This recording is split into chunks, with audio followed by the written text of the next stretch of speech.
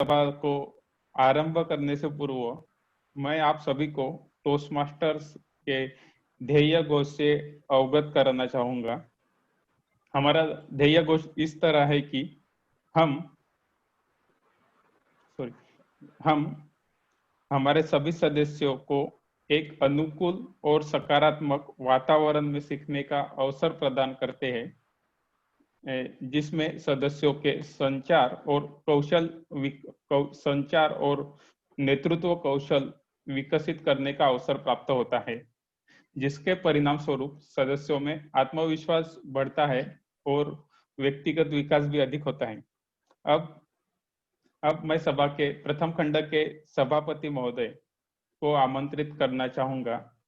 हमारे सभापति महोदय जो पेशे से सनदी लेखाकार है, मीन्स इंग्लिश में हम उनको अकाउंटेंट कहते हैं, और उनको हिंदी भाषा के प्रति एक विशेष रुचि है और वे बेफिक्र इस उपनाम से कविताएं भी लिखते हैं। तो कृपया स्वागत कीजिए आज के सभा के सभापति महोदय टोस्ट मास्टर निपुण जी का। टोस्ट मास्टर निपुण, ओवर टू यू।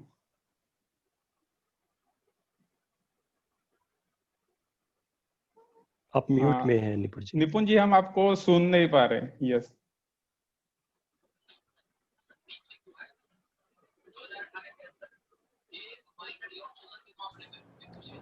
क्या मेरी आवाज ध्वनि अभी पहुंच रही है? यस यस जी, नमस्कार, जय हिंद सभी को। क्या हाल है सबके? उम्मीद करता हूँ सब मस्त हैं। कोरोना से हालांकि पूरी दुनिया त्रस्त है, लेकिन फिर भी सब मस्त हैं, क्योंकि पता नहीं है, जिंदगी का कोई भरोसा नहीं है कब क्या हो जाए। तो इसीलिए मस्त रहिए, खुश रहिए।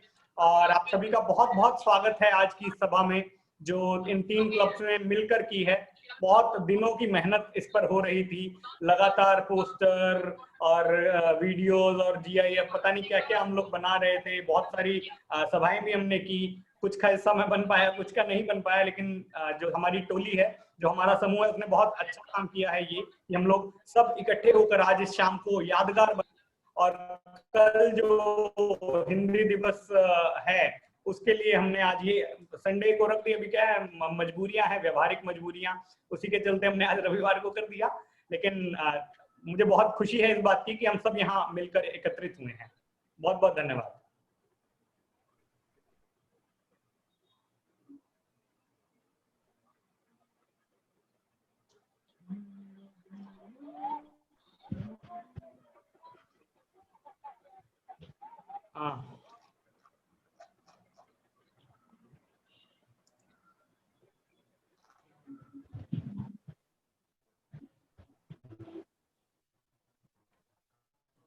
प्रिसाइडिंग ऑफिसर 2 नीलू शर्मा जी, आप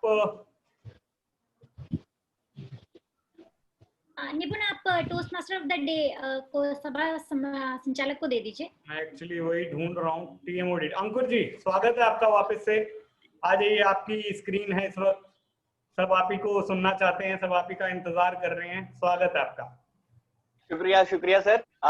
सबका मैं आभार अपना प्रकट करता हूँ सभी के समक्ष, क्योंकि ये पहली बार मेरे को ऐसा मौका मिला है कि हिंदी में toast master of the day का जो ये सेशन है, ये मेरे को कंडक्ट करना है। काफी ज्यादा नर्वस हूँ, पता भी नहीं है क्या बोलना है क्या नहीं बोलना है, लेकिन आशा करता हूँ कि इस सभा के अंत तक बहुत सारी ऐसी चीजें हैं जो मेरे को सीखने को मिलेगी, और दोबारा से फिर से आऊंगा, अपना जो भी गलतियां करूंगा उनसे सीख करके, और एक बार फिर से प्रयास करूंगा कि फिर से ये सेशन में ले सकूं इन फ्यूचर, अगर भविष्य में कभी मेरे को मौका मिलेगा। तो जैसा कि मैंने आपको ऑलरेडी पहले आपको बता दिया कि काफी ज्यादा नर्वस हूँ और काफी सोच रहा था कि ऐसा कौन सा विषय है जिस पर मेरे को बात करनी चाहिए, आज की सभा की थीम, विषय क्या होना चाहिए, और काफी कुछ सोचता रहा काफी दिनों तक, ये बोलूं वो बोलूं, लेकिन अंततः कुछ परिणाम नहीं निकल पा रहा था। तो कल रात को YouTube खोल करके बैठ गया और सोचा कि चलो कुछ सुन ही लेते हैं, क्या पता उससे कुछ प्रेरणा मिल जाए, कुछ आइडिया आ जाए। लेकिन अंततः एक ही चीज समझ में आई कि एक चीज है जो हम सबको जोड़ती है, और वो है प्यार, प्रेम। तो मैंने सोचा कि उसी के ऊपर एक कविता है, काफी ज्यादा फेमस प्रसिद्ध कविता है, और अगर मैं उसको आप सभी के समक्ष प्रस्तुत करूंगा तो मैं आशा करता हूँ कि आपको भी उस कविता के बारे में पता होगा, और आप भी मेरे साथ गुनगुनाएंगे। तो कविता हमारे डॉक्टर कुमार विश्वास जी की है, काफी फेमस है, काफी प्रसिद्ध कविता है, और कविता है वही जो आप सब जानते हैं, कोई दीवाना कहता है।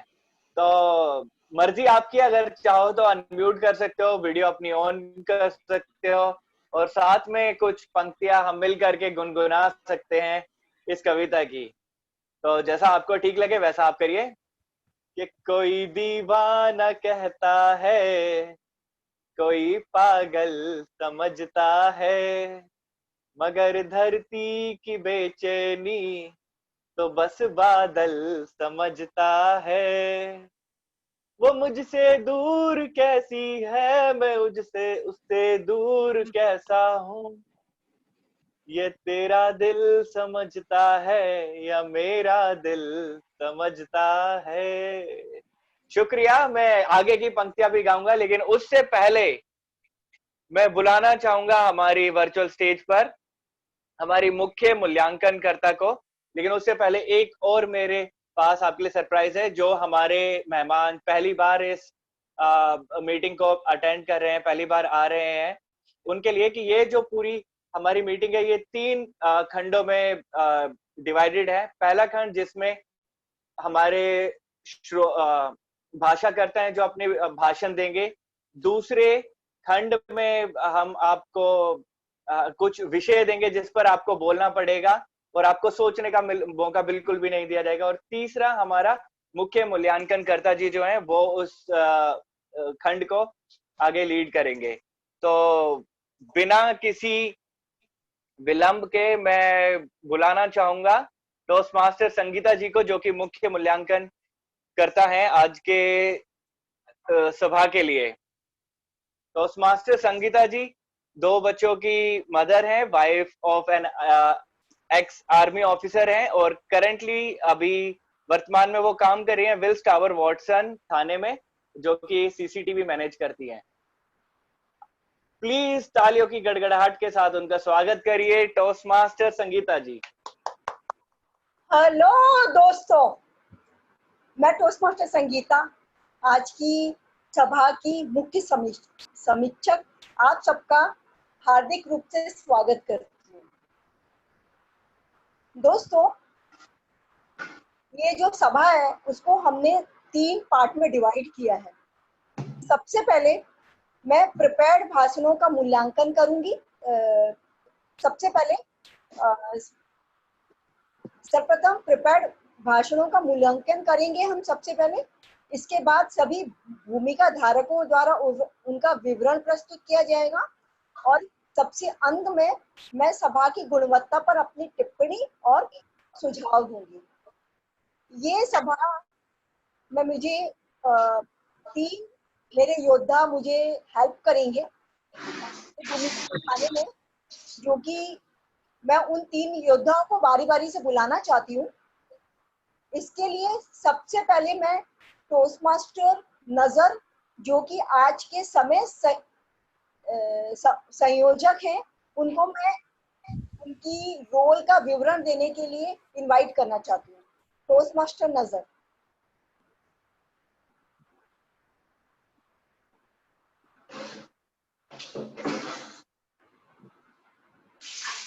धन्यवाद संगीता जी।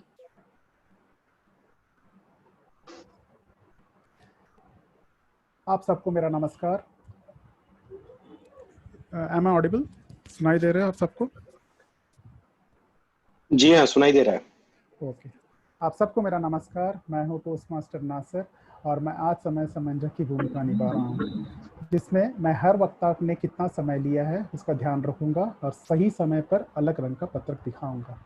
उदाहरण के लिए, अगर किसी व्यक्ति के भाषण का समय है 5 मिनट, तो मैं 5 मिनट हो जाने पर हरा पत्रक दिखाऊंगा। 6 मिनट पूरे होने पर मैं पीला पत्रक दिखाऊंगा, और 7 मिनट पूरे होने पर मैं लाल पत्रक दिखाऊंगा। जब तक वक्ता अपना भाषण जारी रखेंगे, यह लाल पत्रक आपको दिखाई देगा। त्वरित भाषण का न्यूनतम समय है 1 मिनट। त्वरित भाषण के लिए 30 सेकंड का अतिरिक्त अवधि केवल अधिकतम समय के बाद लागू होगी। लेकिन वक्ता को न्यूनतम 1 मिनट के लिए बोलना होगा। भाषण मूल्यांकन के लिए 30 सेकंड का अतिरिक्त अवधि की अनुमति दी जाती है। इसलिए भाषण मूल्यांकनकर्ता न्यूनतम 1 मिनट 30 सेकंड और अधिकतम 3 मिनट 30 सेकंड तक बोल सकते हैं। कृपया ध्यान रहे, समय सीमा के अंदर बोलने पर आप सर्वश्रेष्ठ वक्ता का चुनाव के लिए योग्य होंगे। मैं वक्ताओं एवं मूल्यांकनकर्ताओं के लिए समय का विवरण बुलाने पर प्रस्तुत करूंगा। धन्यवाद। थैंक यू टोस्ट मास्टर नजर। अब मैं टोस्टमास्टर आयुष को इस सभा में आमंत्रित करना चाहती हूँ, जो कि शब्द परीक्षक है। टोस्टमास्टर आयुष।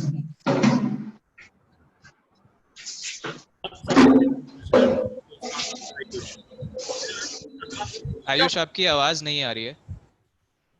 अब आ रही है? हाँ, अब आ रही है। Thank you for letting me know. मैं आज की सभा में शब्द समीक्षक का भूमिका निभा रहा हूँ और उन शब्दों का ध्यान रखूंगा जो हम हिंदी में उपयोग करते हैं, जैसे आ, हम, उन शब्दों पर भी ध्यान रखूंगा जो वक्ता बोलते हैं बिना किसी अर्थ के, जैसे कि क्या कहते हैं वो है ना, इसीलिए पता है। इसके साथ ही मैं कुछ लंबे अर्थलाल द लॉन्ग पॉज का भी ध्यान रखूंगा और मैं सभा के अंत में मुख्य समीक्षक के बुलाए जाने पर अपना पूरा विवरण प्रस्तुत करूंगा। शुक्रिया।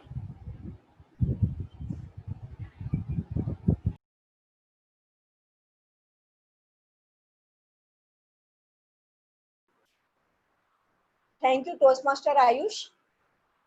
अब मैं टोस्टमास्टर सुरेश को, जो कि भाषा समंजक है, उनको मैं मंच पे आमंत्रित करना चाहती हूँ।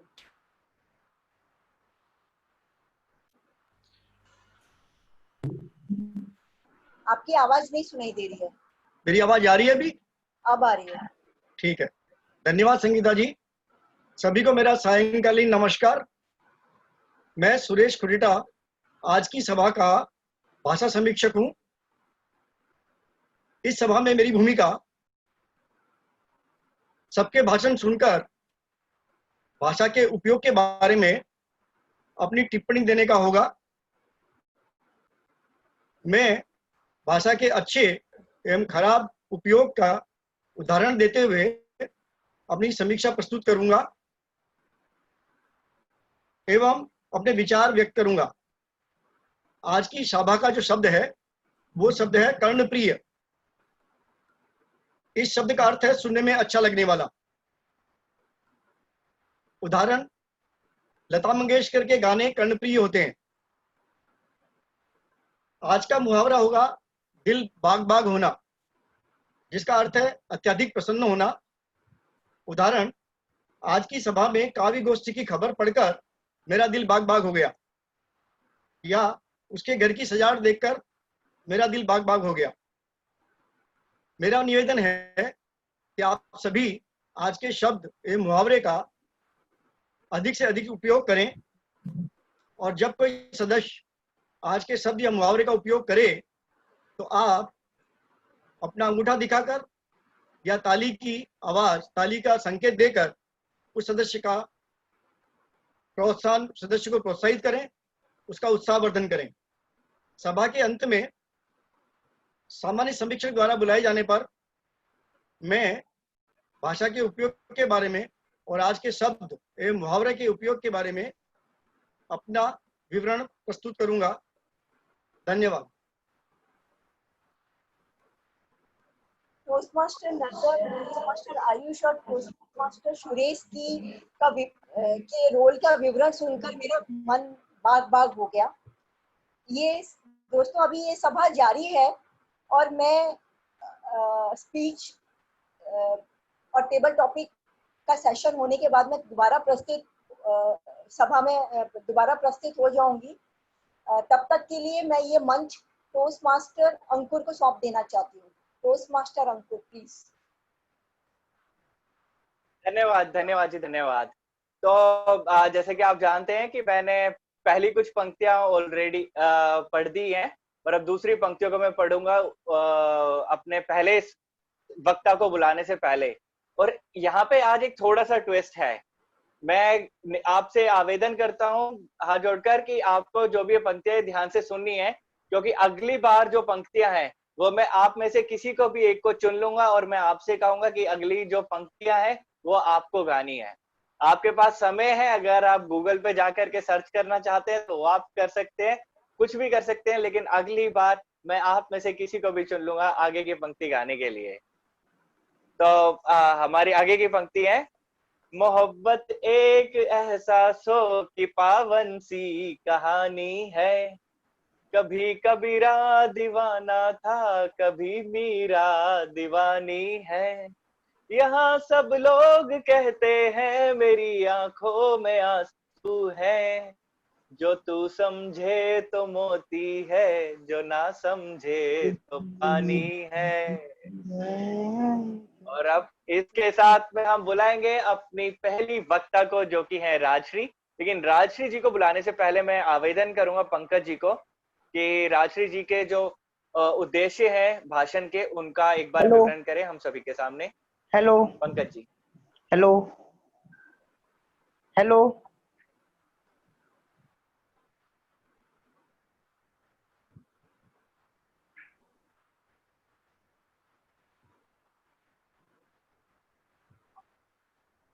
पंकज जी, मैं आपसे आवेदन करूंगा कि एक बार जो उद्देश्य है राजश्री जी के भाषण के, उनका एक बार विवरण कर दें हम सभी के समक्ष।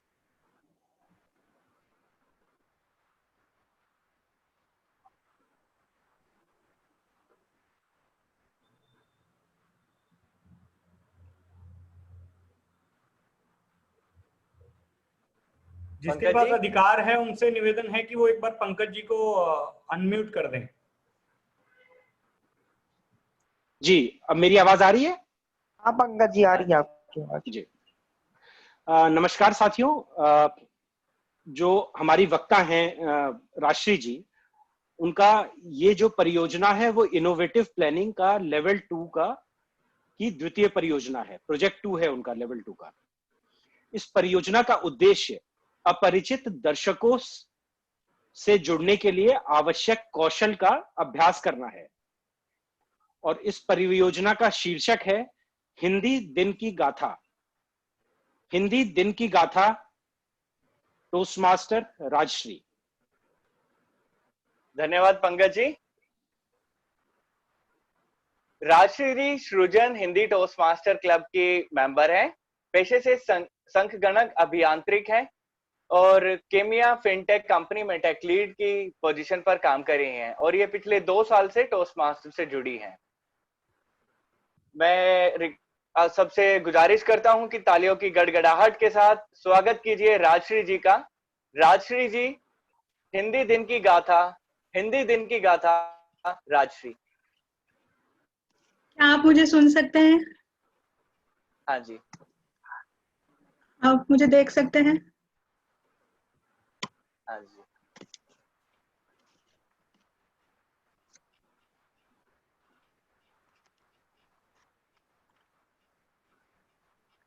आओ जोश। हाय जी, ऐसे चौंकिए मत, मेरा भाषण हिंदी में ही है, पर हम सभी ने अनुभव किया है कि जब भी हम ये संवाद सुनते हैं हमें एक जोश आता है। ऐसे ही हमारी आजादी की लड़ाई में हमारे देशभक्तियों के नारों ने हमारे देशवासियों के अंदर एक जोश लाया था। भगत सिंह का नारा इनकलाब जिंदाबाद, गांधी जी का नारा करो या मरो और नेताजी का नारा तुम मुझे खून दो मैं तुम्हें आजादी दूंगा। ये सभी नारे आज भी बेहद लोकप्रिय है और कर्णप्रिय है। अधिक बहुतांश नारों का निर्माण हिंदी में ही हुआ और ये प्रभावशाली नारे काफी कारागिर भी साबित हुए। हिंदी ने हमारी आजादी की लड़ाई में हमारे देशवासियों को एकता के सूत्र में संजोए रखा। भाषा के बिना एक राष्ट्र गूंगा है और हिंदी ने हमें उस गूंगेपन से बचाया है। सभी हिंदी प्रेमियों को मेरा सादर नमस्कार और सभी का इस विशेष सभा में मैं तहे दिल से स्वागत करती हूँ। हिंदी की आदि जननी कौन है? जी हाँ, संस्कृत। संस्कृत पाली भाषा से होते हुए, प्रकृति भाषा से होते हुए अपभ्रंश तक पहुंचती है। फिर अपभ्रंश अवध से गुजरते हुए प्राचीन हिंदी का रूप लेती है। विविध भूमिका में हिंदी विकसित हुई और एक दिन सही मायने में उससे अपनी गरिमा प्रदान थी। जी हाँ, वो दिन था 14 सितंबर 1943। पिछले 7 दशक से शक्ति के कारण और सहज, सुगम और सरल होने के कारण हिंदी ने बड़ी लंबी चर्चा के बाद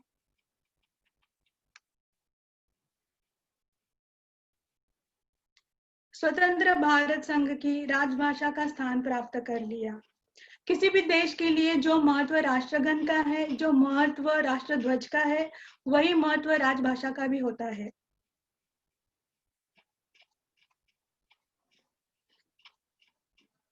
इसी दिन का महत्व बढ़ाने के लिए 1953 से राजभाषा संचार समिति के अनुरोध पर 1953 से 14 सितंबर को हिंदी दिन मनाया जाने लगा।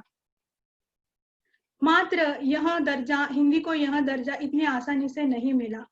इसके लिए लड़ाई गई थी एक लंबी लड़ाई, और जिसमें अहम भूमिका निभाई थी राजेंद्र सिंह ने। और संजोग की यह बात है कि 14 सितंबर उनका जन्मदिन भी रहा। उनके इस प्रयास में उनको साथ मिला काका कालेकर का, हरिप्रसाद त्रिवेदी का और सेठ गोविंदास का।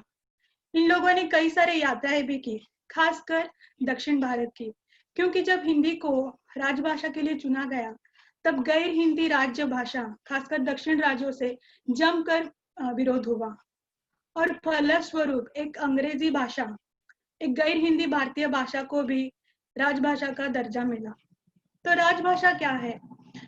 यूनेस्को के विशेष तज्ञों के अनुसार उस भाषा को राजभाषा कहते हैं जो सरकारी कामकाज के लिए उपयुक्त है और जनता तथा शासन के बीच आपसी संपर्क के काम आती हो। हिंदी दिन हिंदी के प्रति लोगों के हृदय में एक सशक्त भाषा दृष्टिकोण विकसित करने में हिंदी दिन का आयोजन काफी उपयोगी सिद्ध हुआ। और शुरुआती दिनों में हिंदी दिन से जुड़े कार्यक्रम संवैधानिक आपूर्ति के हेतु से चलाए जाते थे, मगर इसमें कोई संदेह नहीं है कि राजभाषा हिंदी अपनी सीमा से बाहर आ गई। इसी दिन दिल्ली में राष्ट्रीय भवन में, विज्ञान भवन में राष्ट्रपति के द्वारा 2 पुरस्कार दिए जाते हैं, राष्ट्रपति कीर्ति राजभाषा कीर्ति पुरस्कार और राजभाषा गौरव पुरस्कार। ये पुरस्कार उन लोगों को प्रदान किए जाते हैं जिन लोगों ने हिंदी क्षेत्र में बहुत अच्छा प्रदर्शन किया है। आज समाज में हिंदी की स्वीकृति बढ़ गई है और हम ये अनुभव कर सकते हैं कि हिंदी ने व्यवसाय में, शिक्षा में और तकनीकी स्तर पर काफी सारी प्रगति की है। दुनिया भर में हिंदी का प्रचार करने के लिए महाराष्ट्र में नागपुर में 10 जनवरी 1975 में विश्व हिंदी सम्मेलन आयोजित किया। आगे चलकर 2006 में तत्कालीन प्रधानमंत्री मनमोहन सिंह ने 10 जनवरी को विश्व हिंदी दिन मनाने की घोषणा की। हिंदी दिन एक हिंदी मान्यता के प्रचार का माध्यम है और इसका बड़ा उदाहरण है सृजन हिंदी टोस्ट मास्टर। मैं पिछले 1 साल से सृजन हिंदी टोस्ट मास्टर से जुड़ गई हूँ हिंदी भाषा का आनंद उठाने, और सभी टोस्ट मास्टर्स और सभी अतिथिगण को मैं निवेदन करती हूँ कि आप भी हमसे जुड़ जाइए और हिंदी भाषा का आनंद लीजिए। आप हमसे, हमारे इस प्रयास से जुड़कर आप भी महत्वपूर्ण योगदान दे सकते हैं। ये हिंदी की दुर्भाग्य है कि इतना बड़ा समृद्ध भाषा कोश होते हुए भी बावजूद हिंदी लिखने पर, हिंदी समय पर ज्यादातर अंग्रेजी भाषा का उपयोग होता है और कई हिंदी शब्द चलन से हट भी रहे हैं। ऐसे में हिंदी दिन मनाना बहुत ही लाजमी है। हमें लोगों को और खासकर आने वाली पीढ़ी को बताना होगा कि हिंदी हमारी राजभाषा है, उसका प्रसार करना, उसका सम्मान करना हमारा बुनियादी कर्तव्य है। हिंदी एक अनुवादिक भाषा नहीं है, एक मौलिक सोच की भाषा है। आज जापान, चीन अंग्रेजी के बिना आत्मनिर्भर है। हिंदी दिन के अवसर पर हमें भी हिंदी भाषा का रंग हमारे देश के हर राज्य में हर रंग हर प्रांत से जुड़ने का प्रयास करना चाहिए, ताकि पूरे देश में एक अखंडता का, एक एकता का और एक राष्ट्रीयता का सकारात्मक संदेश चला जाए। आज मैं आपसे जुड़कर बहुत ही गौरवान्वित करती हूँ और मेरा दिल बाग बाग हो गया है। मैं गर्व से कहती हूँ, एक बार नहीं 100 बार कहती हूँ, पर समय की पाबंदी देखकर 3 बार कहूंगी। मैं हिंदी हूँ, हिंदी मेरी पहचान है। मैं हिंदी हूँ, हिंदी मेरी पहचान है। मैं हिंदी हूँ, हिंदी मेरी पहचान है। धन्यवाद। मंच का भार सौंपना चाहूंगी हमारे आज के सभा संचालक टोस्ट मास्टर अंकुर जी को।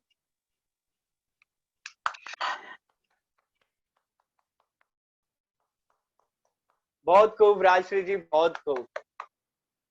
मैं सभी से प्रार्थना करता हूं कि 30 सेकंड का आपको समय देता हूं और इस 30 सेकंड में जो भी आप अपने विचार रखना चाहते हैं, जो भी आपको चीजें अच्छी लगी राजश्री जी की स्पीच से, तो वो आप उनके साथ साझा करें चैट बॉक्स में।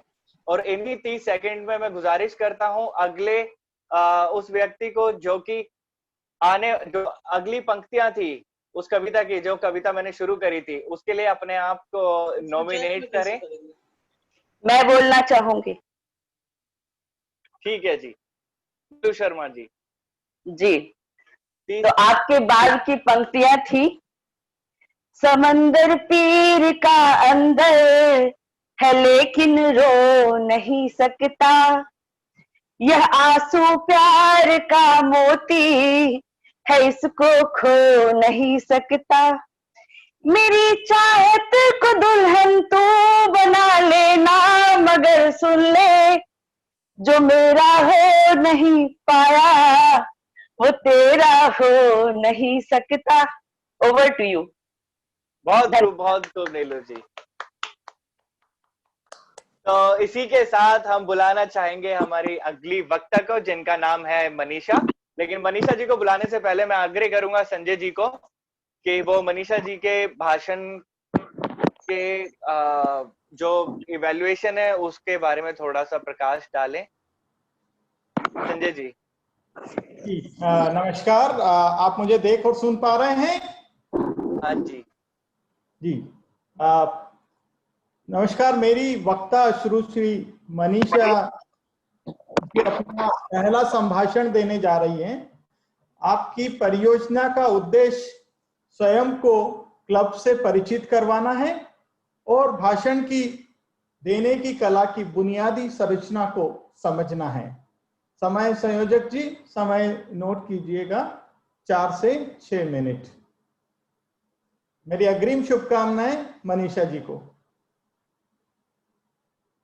जैसा कि आप और मैं जानते हैं कि मनीषा जी अपना विवरण देंगे, अपने बारे में बताएंगे आज हम सभी को। तो बिना किसी रुकावट के मैं सीधा इस स्टेज को सौंप देना चाहता हूं मनीषा जी को। मनीषा जी को बुलाने से पहले मैं उनके बारे में 1-2 छोटी-छोटी चीजें बताना चाहूंगा कि वो मल्टीटास्कर है, यानी कि वो एक ही समय पर बहुत सारे काम करती हैं। एक मदर है, एक माँ है, एक होम मेकर है और अपना व्यवसाय, पर्सनल बिजनेस शुरू कर रही हैं। साथ में वो हिंदी की कविताएं भी लिखती भी हैं और गाती भी हैं। मनीषा जी, मैं और मेरी हिंदी मनीषा जी।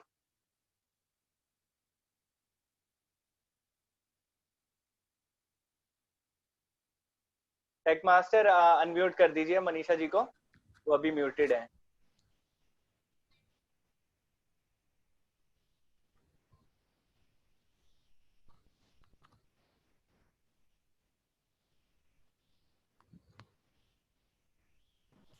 क्या आप मुझे सुन पा रहे हैं?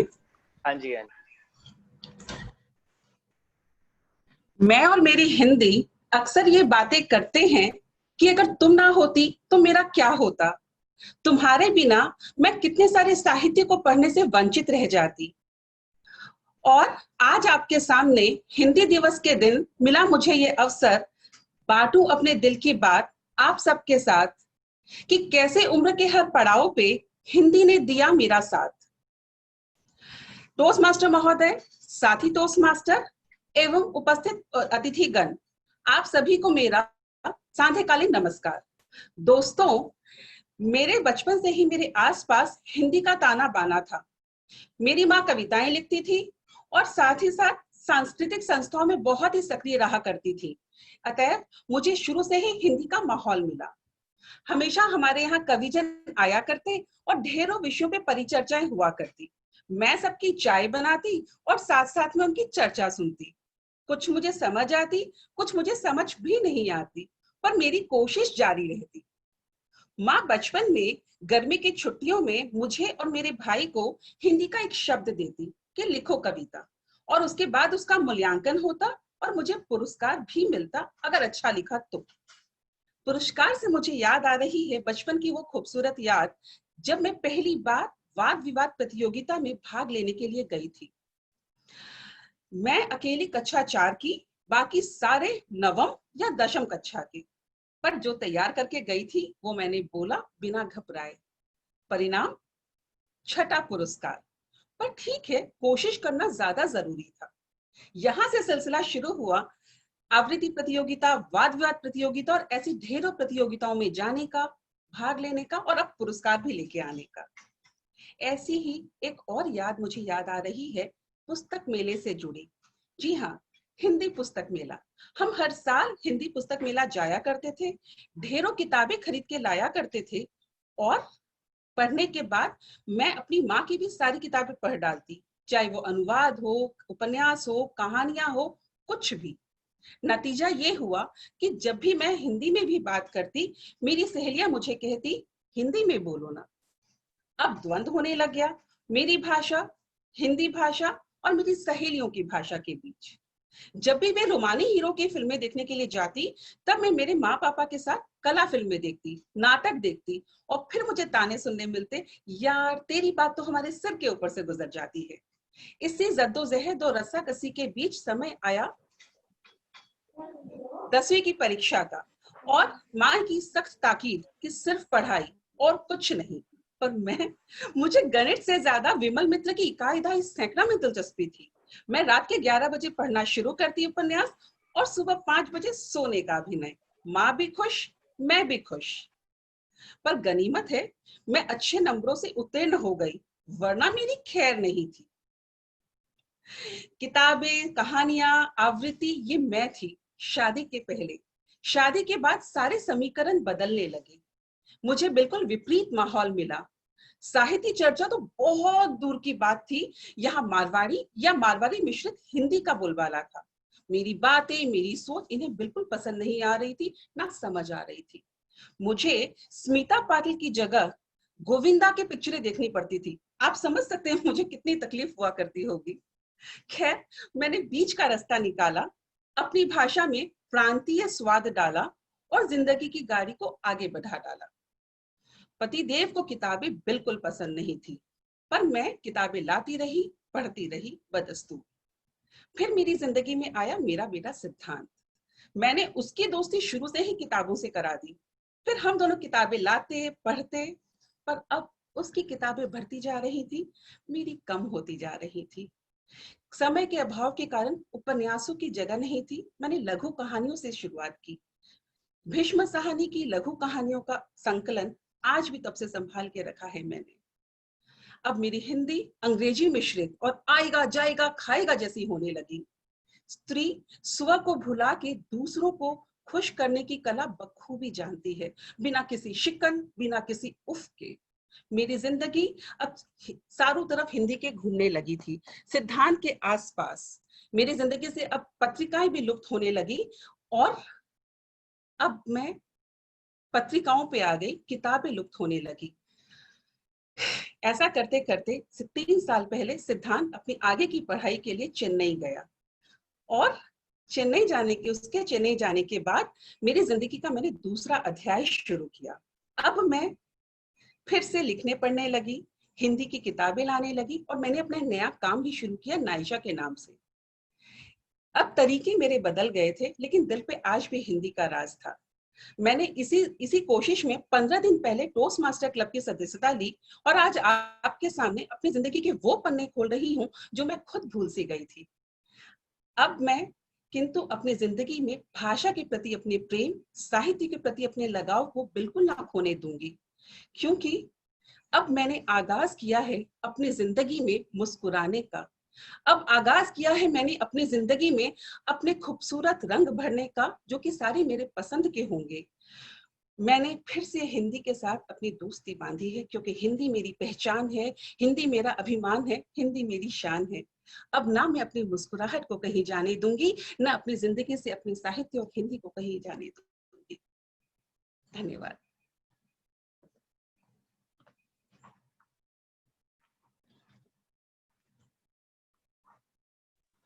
I cannot see anyone.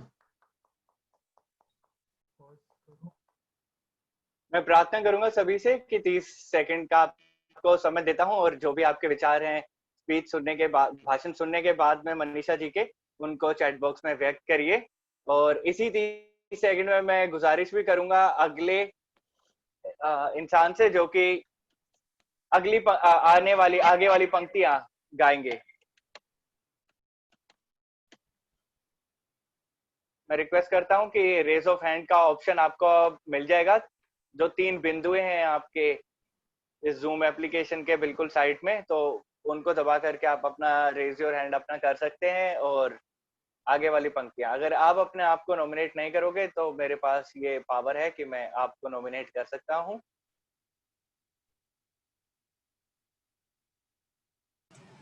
उन्नति जी ने अपना नाम हाथ उठाया है, जरा उनको बुला लीजिएगा। थैंक यू, शुक्रिया। मैं रिक्वेस्ट करता हूं टेक मास्टर जी से कि वो उनको अनम्यूट कर दें।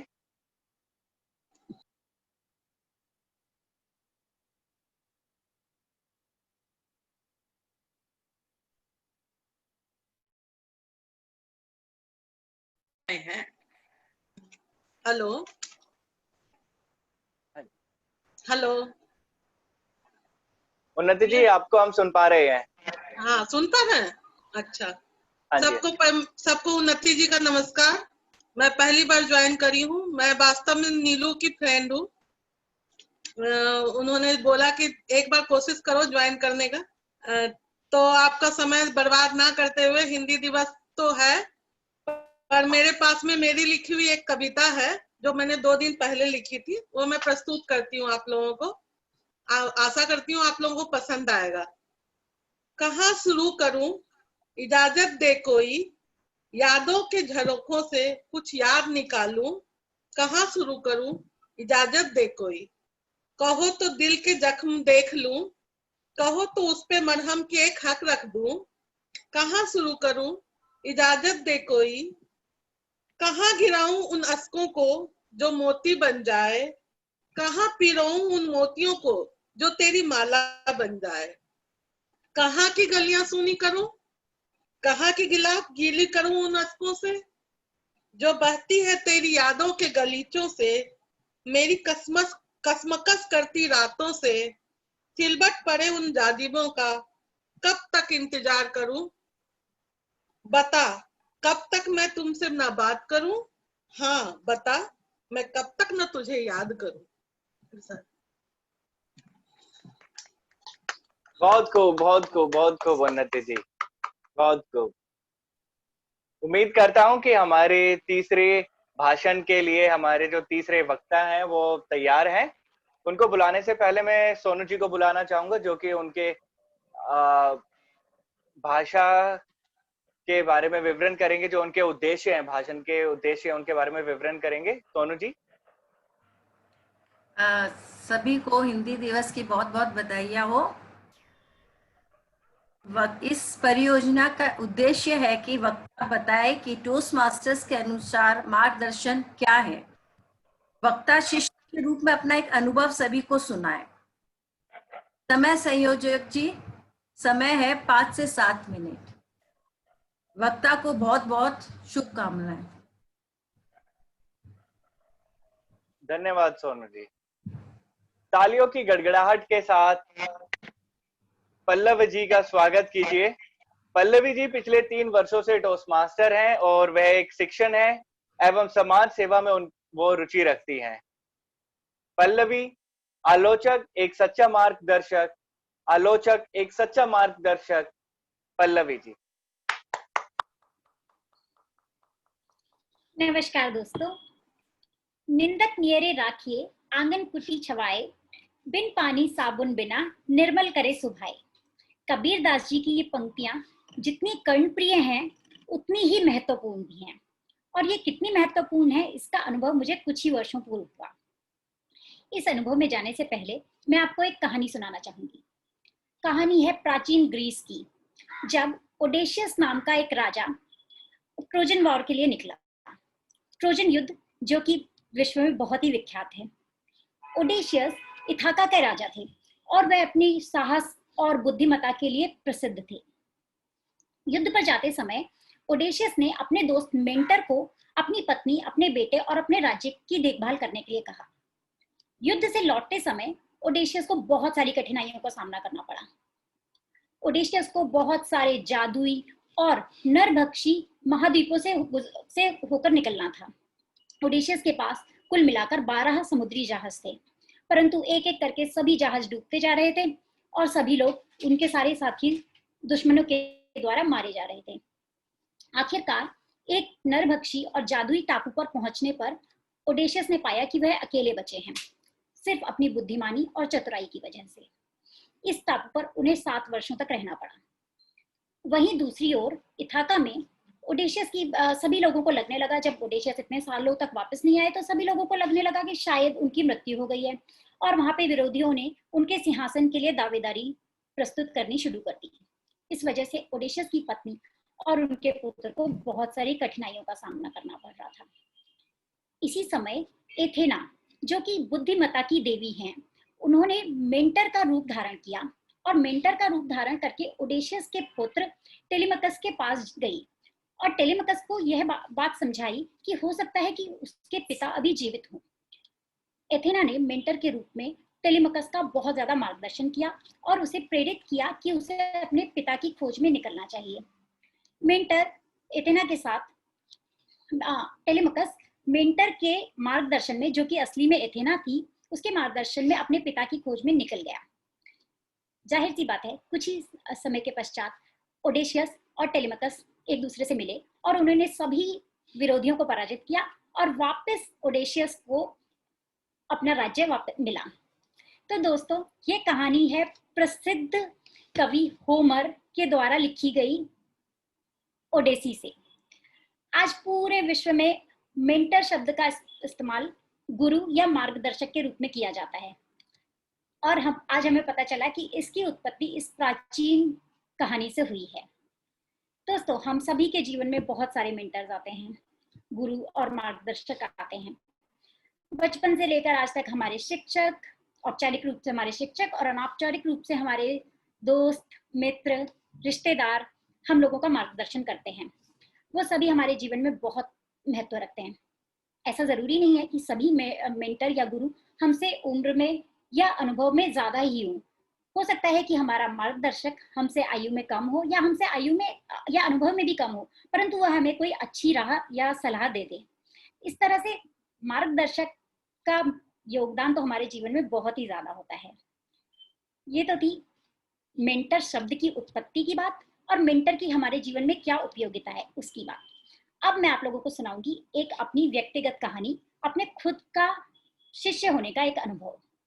दोस्तों, कुछ ही समय पहले मैंने फेमसखी नाम की एक संस्था के साथ में काम करना शुरू किया। इस संस्था में मेरा पद संपादक का था और साथ में मुझे मुंबई क्षेत्र में होने वाली सारी गतिविधियों का ध्यान रखना होता था। पद काफी जिम्मेदारी का था। जाहिर सी बात है, मुझसे अपेक्षाएं भी बहुत ज्यादा थी। इसीलिए मेरी एक वरिष्ठ सहकर्मी को इस संस्था में औपचारिक रूप से मेरी मेंटर या गुरु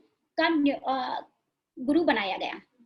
मुझे दिए जाने वाला सारा कार्य सौंपने की जिम्मेदारी मेरी इसी मेंटर या गुरु को थी। उसी के द्वारा मुझे सारे कार्य सौंपे जाते थे, सारी परियोजनाएं सौंपी जाती थी। मेरे द्वारा किए गए सारे कार्य का विश्लेषण करने की जिम्मेदारी भी मेरी वरिष्ठ की ही थी। दोस्तों, जब शुरुआत में मैंने काम शुरू किया तो मेरी ये वरिष्ठ मेरे काम का बहुत ही सूक्ष्म रूप से विश्लेषण करती थी, छोटी छोटी गलतियों को निकालती थी और मुझे बताती थी। काफी कड़ी निंदा भी होती थी कई बार और आलोचना भी होती थी। इसी सभी निंदा आलोचना की वजह से मैं कई बार बहुत दुखी हो जाती और हतोत्साहित महसूस करने लगती थी। परंतु धीरे धीरे ऐसा इतना नहीं, यह नहीं था कि वो सिर्फ मेरी निंदा ही करती थी, कभी कभी मेरे द्वारा कुछ अच्छा कार्य किए जाने पर वो उसकी प्रशंसा भी बहुत करती थी और मेरा उत्साह बढ़ाती थी। तो आप कह सकते हैं कि 80% निंदा और 20% प्रोत्साहन। फिर मुझे लगने लगा कि इस निंदा से बचना और उस प्रशंसा को हासिल करना मैंने अपने कार्य का उद्देश्य बना लिया। इसकी वजह से मैंने धीरे धीरे अपने अंदर सुधार लाने शुरू किए और मुझे कुछ ही समय में मुझे एहसास होने लगा कि मेरे कार्य का स्तर बढ़ता जा रहा है, बेहतर होता जा रहा है।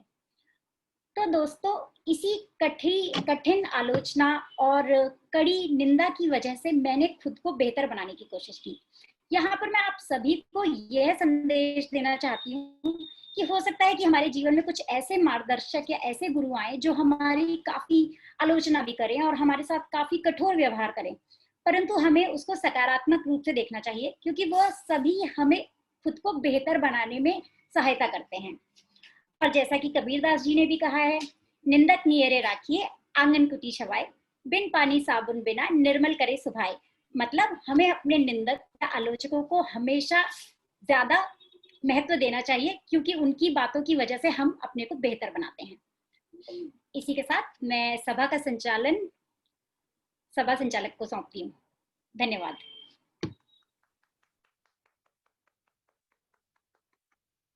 सभी से प्रार्थना करूंगा कि 30 सेकंड के समय में अपने विचार व्यक्त कीजिए टोस्ट मास्टर पल्लवी जी की स्पीच के लिए। और इन 30 सेकंड्स के बाद में हम जा रहे हैं अपने दूसरे खंड की ओर, जो कि बहुत ही दिलचस्प होने वाला है। और ये खंड को संभालेंगे तत्कालीन विषय मेजबान toast master Abhishek ji. Toast master Abhishek ji के बारे में मैं कुछ बता देता हूं आपको।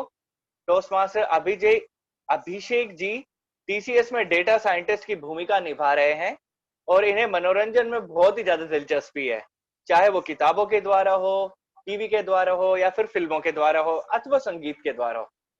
तो सभी से विनती करूंगा कि तालियों की गड़गड़ाहट के साथ स्वागत कीजिए हमारे तत्कालीन विषय मेजबान टोस्ट मास्टर अभिषेक जी का।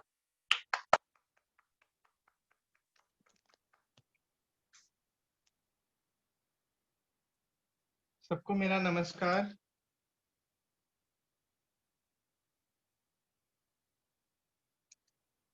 तो मैं आज का त्वरित भाषण का संचालन करूंगा और इसमें हम आज कुछ अलग करने का प्रयास करेंगे।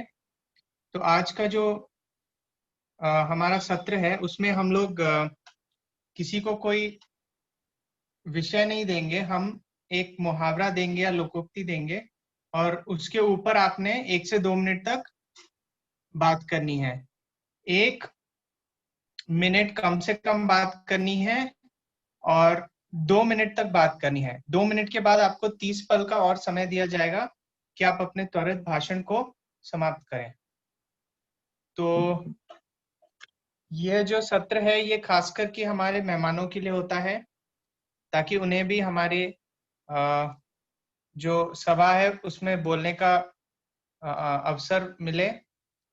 तो क्या कोई हमारे मेहमानों में आना चाहेगा पहला विषय लेने के लिए?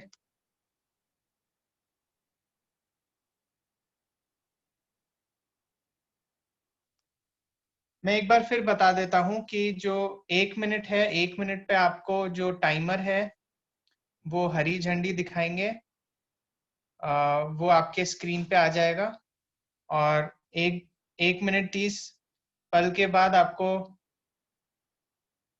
पीली झंडी दिखाई जाएगी, पीला रंग दिखाया जाएगा और 2 मिनट पे आपको लाल रंग दिखाया जाएगा और उसके बाद 30 पल में आपको अपना जो भाषण है वो समाप्त करना है।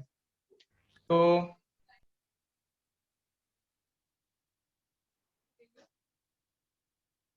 जो भी बोलना चाहे अनम्यूट करके बोल सकते हैं। जी अभिषेक जी, टोस्ट मास्टर आयुष ने हाथ रेज किया है, तो आप एक बार आप देख लीजिए। ठीक है, तो ठीक है, चलिए अभी हम लोग शुरुआत करते हैं एक टोस्ट मास्टर से, टोस्ट मास्टर आयुष। तो तो टोस्ट मास्टर आयुष जी, आपका जो विषय है वो है हाथी के दांत खाने के और दिखाने के और। इसका अर्थ है ऐसा व्यक्ति जो अंदर और बाहर से विचारों में और कार्यों में बहुत ही अलग होता है। मैं फिर दोहराता हूं, विषय है हाथी के दांत खाने के और दिखाने के और।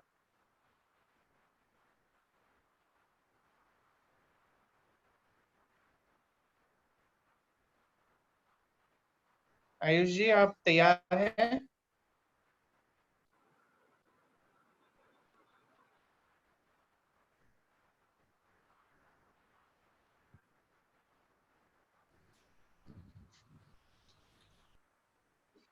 आप तैयार है तो हम टाइमर से कह सकते हैं समय शुरू करने के लिए।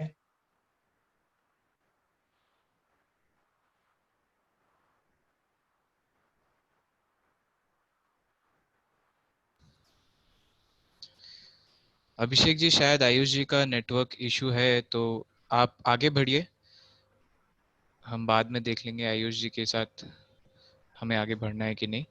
आप जरा आयुष जी को अनम्यूट कर दीजिए। हाँ, हेलो। हाँ, मैं आपका लेना चाहूंगी हाथी के दांत खाने के और दिखाने के और। आप अपना परिचय देंगे? मैं उन्नति कुमारी बोल रही हूँ। हाँ जी, हाँ, हाँ। बहुत बढ़िया। हाँ, मैं लेना चाहूंगी आपका। ठीक है, चलिए शुरू करते हैं। टाइमर जी, आप समय शुरू कीजिए। हाँ, हाथी के दांत खाने के और दिखाने के और, इसका अभी भारत में बहुत अच्छा उदाहरण चल रहा है। आप कहते हैं कोरोना है, कोरोना है, ठीक है। कोरोना का कह के पूरा देश ग्रैब कर दिया। पहले लॉकडाउन कर दिया 400-500 केस पे, और उसके बाद अब चल रहे हैं, अब लाखों केस आ रहे हैं तो लॉकडाउन खोल रहे हैं। लॉकडाउन इसलिए किया गया था ना कि आप सुरक्षित हो और घर में रहें और कि कोरोना फैले नहीं। तो मोदी जी ने तो बहुत अच्छा काम किया। उन्होंने 400-500 केस जब आ रहे थे तो उन्होंने लॉकडाउन कर दिया। तो खाने के दांत और दिखाने के और चल रहे हैं इनके। तो सब जितना भी फंड है बाहर से ले लिया उन्होंने, आपसे ले लिया उन्होंने, और खर्च क्या कर रहे हैं? खर्च में तो जीरो है, उसका कोई उपयोग ही नहीं हो रहा। तो ये तो है ही, पूरा देश का अर्थव्यवस्था -23वीं सदी पे ला दिया। तो मोदी जी ने तो बहुत अच्छा काम किया, खाने के और दिखाने के और। बस, थैंक यू। धन्यवाद उन्नति जी, बहुत ही बढ़िया आपने इस विषय पे बोला। धन्यवाद। Okay, I just wanted to interrupt. I'm really sorry to interrupt. This is Ayush. Can I have the permission from the president to say something here? It's urgent. Neelu ji, can I have the president? हाँ, बोल सकते हैं, बिल्कुल आप बोलिए। तो मैं एक बात बता दूं, आज सभी जो इधर आए हैं, हो सकता है आप कोई नए हैं टोस्ट मास्टर्स में, तो जब भी आप राजनीति या धर्म के विषय पे बात करें तो आप ध्यान रखें, आप किसी के लिए किसी का नाम ना ले और उनको आप किसी भी तरह से डिफेम या फिर उनको नीचा नहीं दिखा सकते टोस्ट मास्टर्स के विषय में। तो मैं वक्ता से अनुरोध करूंगा कि अगली बार अगर आप कोई पॉलिटिकल या धर्म के बारे में बात करें, धर्म या राजनीति के बारे में बात करें, तो किसी का नाम ना ले। आप किसी का नाम लेके इधर बात नहीं कर सकते, ये हमारे विरुद्ध जाता है, हमारे रूल्स और रेगुलेशंस के खिलाफ। Thank you and back to you. मैं यहाँ पे आयुष जी का मैं एक और वाक्य जोड़ना चाहूंगी। हम यहाँ पे टोस्ट मास्टर में किसी भी धर्म, जाति और सेक्स पॉलिटिक्स से रिलेटेड कुछ भी बातें नहीं करते हैं। इसके साथ ही मैं ये मंच अपने त्वरित भाषण कर्ता को सौंपती हूँ। धन्यवाद। धन्यवाद, बहुत ही सही बोला। तो हम हमारे भाषण को साधारण ही रखते हैं। मेरे अगले विषय के लिए कौन आना चाहेगा? मैं आना चाहती हूँ। हाँ जी, टोस्ट मास्टर संगीता, मैं आना चाहती हूँ। हाँ, टोस्ट मास्टर संगीता जी, आपका विषय है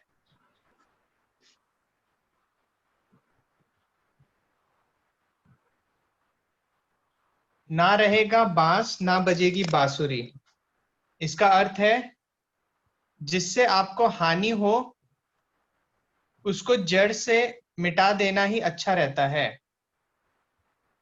मैं फिर दोहराऊंगा, ना रहेगा बांस ना बजेगी बांसुरी। जिस चीज से आपको हानि हो उसको जड़ से मिटा देना ही अच्छा रहता है। ना रहेगा बांस ना बजेगी बांसुरी। दोस्तों ये मैंने मुहावरा काफी बार सुना है और इसका आधा अधूरा सा ही अर्थ समझ में आया, लेकिन आज हमारे टेबल टॉपिक मास्टर ने मुझे उसका पूरा अर्थ समझा दिया। उसके लिए मैं आपका धन्यवाद करना चाहती हूँ। दोस्तों हमारे जीवन में बहुत सारी समस्याएं आती हैं और हम उसको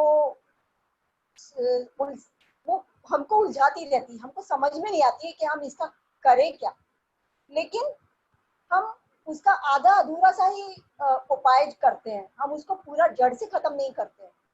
तो वो समस्याएं जब आधा अधूरा सा उनका उपाय करते हैं तो फिर वो थोड़े समय के लिए शांत हो जाती है, फिर वापस आ जाती है, फिर थोड़े समय के लिए शांत हो जाती है। तो ये एक प्रोसेस है जो बार बार हमारे जीवन में होती रहती है, लेकिन ये बात हमको बिल्कुल भी समझ में नहीं आती है कि हम उस समस्या का जो निदान है हम उसको जड़ से कैसे खत्म करें।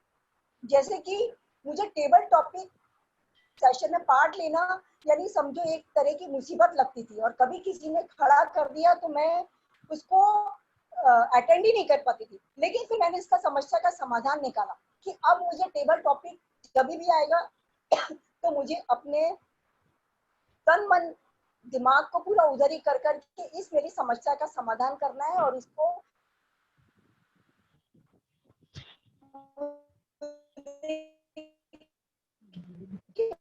पूरे सोच देनी है कि मैं इस समझदार रहेगा ये मतलब टेबल टॉपिक को जो मेरा फियर है उसको हटाने की मैंने एक ये बहुत बड़ी अपने आप बहुत बड़ा मैंने उसके लिए अपने लिए क्या बोलते हैं उसको मैंने प्रयास किया है ताकि ये मेरी समस्या एकदम जड़ से खत्म हो जाए। और आगे मैं कहीं पर भी जाती हूँ मैं टेबल टॉपिक जानबूझ करके उसको अटेंड करने की पूरी कोशिश करती हूँ, क्योंकि मैं मेरा फियर है उसको मैं हटाना चाहती हूँ। Over to the toast master of the day. धन्यवाद संगीता जी। अब अगला वाला मेरे ख्याल में थोड़ा आसान है, तो कौन आना मैं चाहेगा? तालिका विषय मेजबान से यह अनुरोध करना चाहूंगी कि हमारे मेहमानों को ऑप्शन दें। हमारे पास 2-3 मेहमान हैं, आभा जी हैं, शशि भूषण राय जी हैं, इन सबों को एक चांस दीजिए। जी बिल्कुल। तो पहले मैं बुलाना चाहूंगा आभा जी को। नमस्कार जी नमस्ते। आप सुन पा रहे हैं मुझे? हाँ जी। आपका विषय है आम के आम गुठलियों के दाम। इसका अर्थ है दुगना लाभ होना या फिर अधिक लाभ होना। मैं फिर दोहराऊंगा, आम के आम गुठलियों के दाम, जिसका अर्थ है दुगना लाभ होना या अधिक लाभ होना। ये आपका विषय है। रोजमर्रे के जीवन में हम अपने आसपास बहुत सारे ऐसे काम करते हैं जिनसे आधा या जिनके द्वारा बचा हुआ सामान या रह गया हुआ सामान बर्बाद हो जाता है, नष्ट हो जाता है। तो मैं अपने जीवन के उदाहरण देना चाहूंगी कि बागवानी का शौक थोड़ा बहुत रखती हूँ और ये निर्णय लिया कि इसमें कोई रासायनिक खाद नहीं प्रयोग करूंगी। तो सब्जियों के जो छिलके हैं या घर में बची हुई जो रोटियां हैं, जो खाना बच गया है, उनसे मैंने जैविक खाद बनाना शुरू किया घर में। और अब मुझे लगता है उस खाद को जब मैं अपने पौधों में डालती हूँ और जब मेरा पौधा विकसित होता है, बहुत बढ़िया दिखता है, तो आत्मिक संतोष के साथ साथ ये मुहावरा हर बार मेरे कान में गूंज उठता है कि भाई ये तो आम के आम और गुठलियों के भी दाम है। सब्जी तो खाया, स्वास्थ्य बनाया ही, उसके छिलके हमारे पौधे खा के जीवंत और प्राणवंत और हरितिमा प्रदान कर रहे हैं। तो ये मुहावरा रोजमर्रा के जीवन में बहुत सार्थक होता हुआ दिखाई देता है। धन्यवाद। धन्यवाद आभा जी। अभी अगला भी मैं कोई मेहमानों में से किसी को बुलाना चाहूंगा।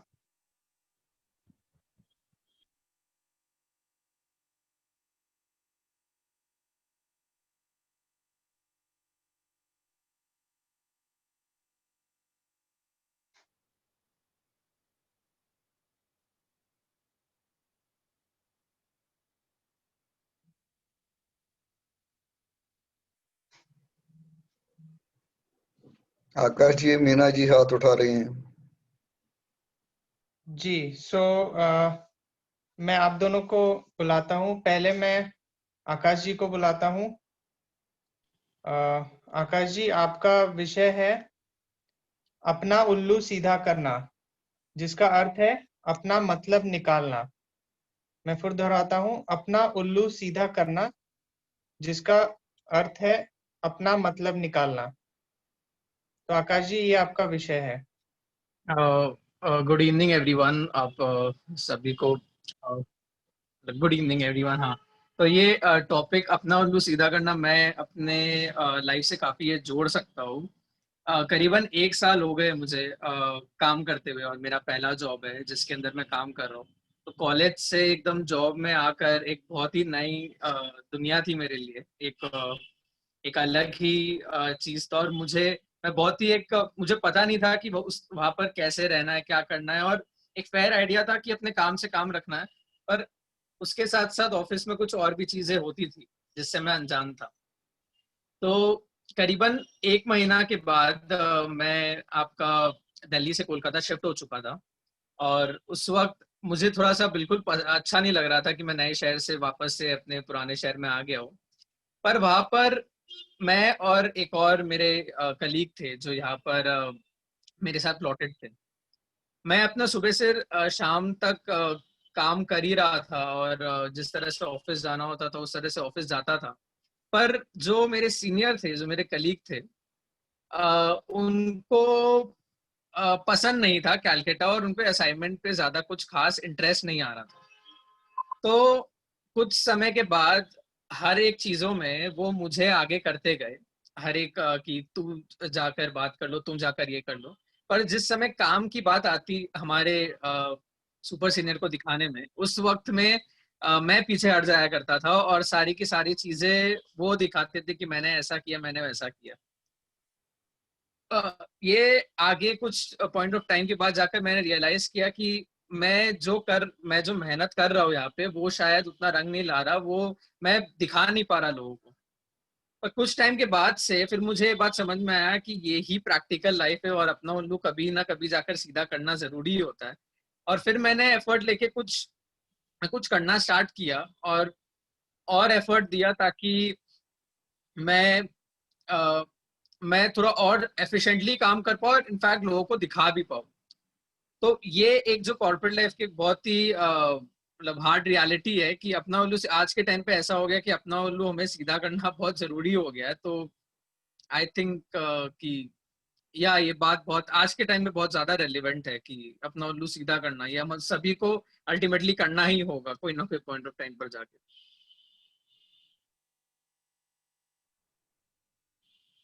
धन्यवाद आकाश जी, अपना अनुभव हमारे साथ बांटने के लिए।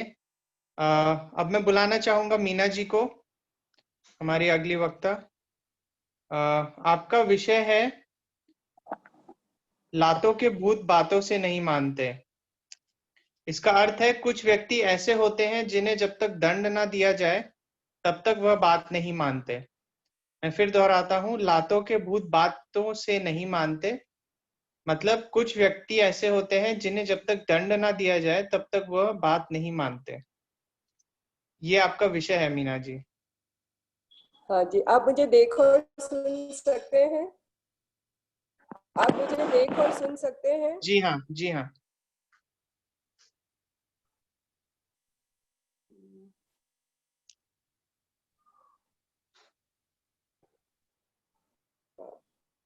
लातों के भूत बातों से नहीं मानते।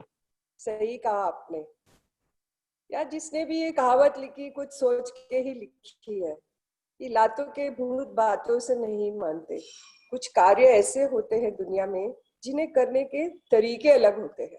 सीधे सीधी भाषा में शायद लोग समझते नहीं है या समझना चाहते नहीं है। ये भी हमने अक्सर जीवन में देखा है।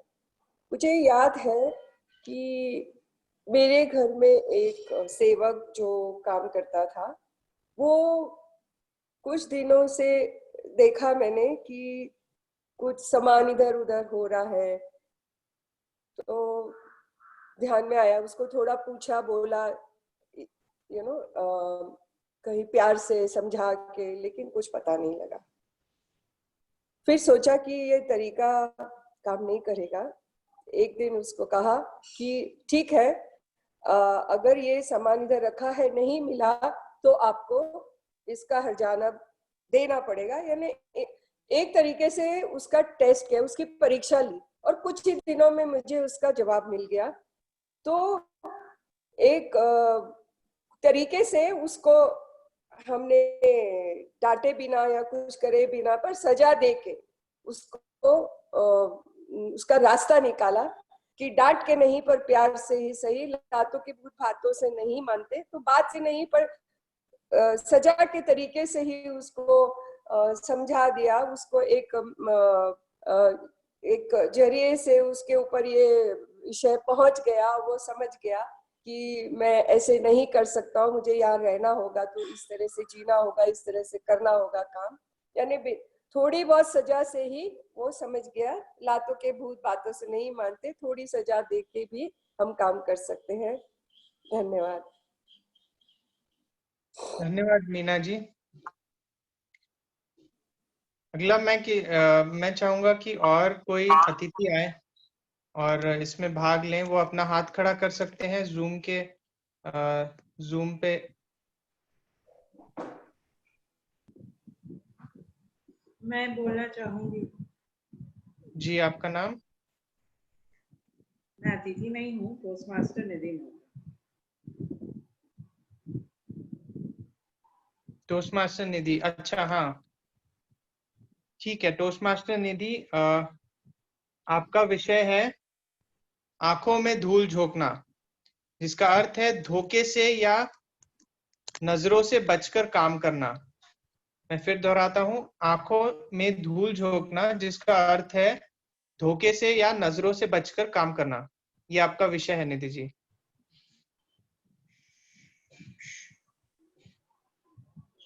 धीरे धीरे धीरे बोलिए, मेरी बेटी सो रही है। मुझे बस 2586 पोइट्री सुनानी पड़ी, 4500 कविताएं पढ़नी पड़ी, तब जाके वो सो रही है। उसकी आंखों में धूल झोंकना पड़ा कि मैं भी सो रही हूँ। मैं आपको बताती हूँ मैं कौन हूँ। मैं हूँ अपनी 3 वर्ष छोटे बेटे की माँ। एक माँ होना कठिन कार्य, सुपर वुमन जिसको बोलते हैं ना, उससे कम नहीं। झांसी की रानी बनना पड़ता है एक छोटे बच्चे को सुलाने के लिए। पूरी बटालियन को रेडी करना पड़ता है एक छोटे बच्चे को सुलाने के लिए। MBA हूँ, बुटीक चलाती थी 6 साल, बड़े पोस्ट पे काम भी किया, पर अपने बच्चे के लिए जो आंखों में धूल छोड़नी पड़ती है, मन खराब लगता है, पर क्या करें। पेरेंटिंग का यही तरीका अपनाना पड़ता है ताकि बच्चा अच्छे से बड़ा हो जाए। आंखों में धूल झोंकना आसान बात नहीं, कला है। अब ये कला को अब सकारात्मक रूप में देखें क्या नकारात्मक रूप में देखें, आप पे निर्भर करता है। आज एक जादूगर भी आंखों में धूल ही तो झोंकता है, पर एक चोर भी तो आंखों में धूल झोंकता है। तो आप जादूगर बनना चाहते हैं कि चोर, ये आप पे निर्भर करता है। अभिषेक जी, आप क्या बनना चाहते हैं, चोर या जादूगर?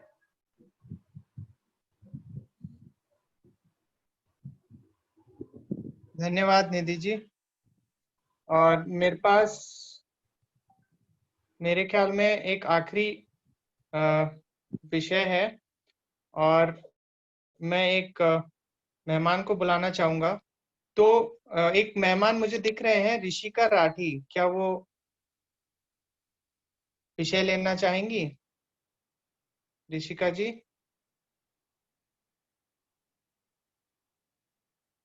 क्या हम उन्हें अनम्यूट कर सकते हैं?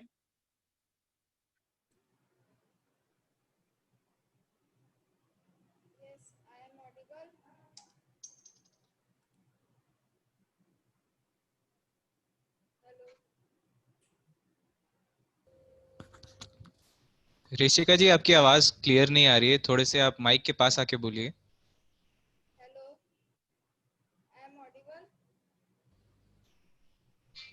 थोड़ा बेटर है, लेकिन थोड़ा सा और।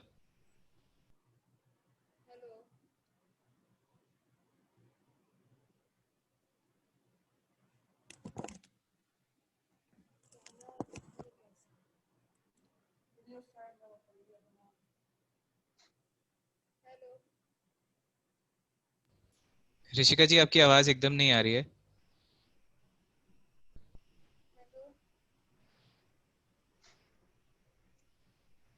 तो अगर ऋषिका जी की आवाज आप नहीं बात पहुंच पा नहीं रही है तो तो एक ही है, ईयरफोन आप निकाल के बात करने की कोशिश हाँ, कीजिए, शायद आपकी ईयरफोन आवाज आ निकाल के जाए। बात करने की कोशिश कीजिए। अनप्लग करके।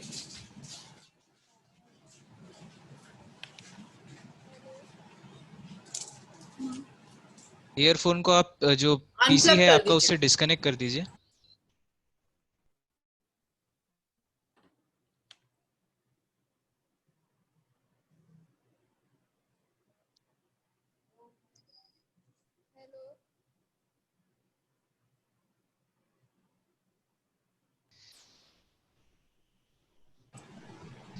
Looks like it's hello.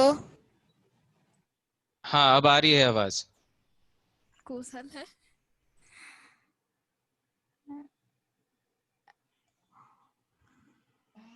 Hello hello. Rishika जी।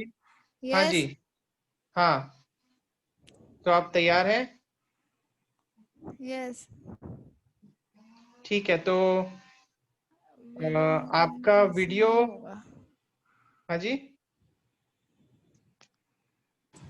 वो वीडियो नहीं चालू कर पा रही है।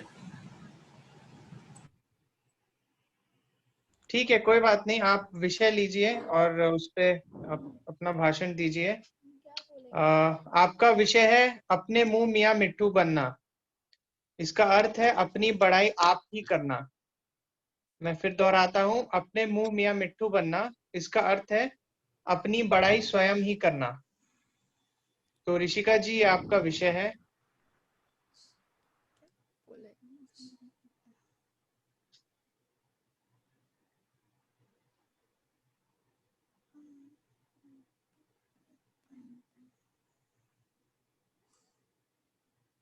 हम नहीं बोल पाएंगे इस पे। अच्छा, हम बोली। ठीक है। हेलो। हेलो, मैं बोलूं? हाँ, आप कौन? आभा जी, आभा राय। आभा जी, आप एक बार बोल चुके हैं, किसी बोल और को चुके हैं। बोल देना है। तो अच्छा। तो okay, Rishika thank ji, you very much. आपको एक आसान सा विषय देते हैं। आपका विषय है इशारों पर नाचना। इसका अर्थ है किसी और की इच्छाओं का तुरंत पालन करना। इशारों पर नाचना, जिसका अर्थ है किसी और की इच्छाओं का पालन करना। ओके। क्या आप इस पे बोलना चाहेंगी? आप इस पे बोल सकती हैं। I will. हम ट्राई कर सकते हैं। जी जी, जरूर। जैसे हम अपने मम्मी पापा के इशारों पे नाचते हैं। मम्मी पापा जो भी कुछ बोलते हैं उससे हम बहुत मतलब ये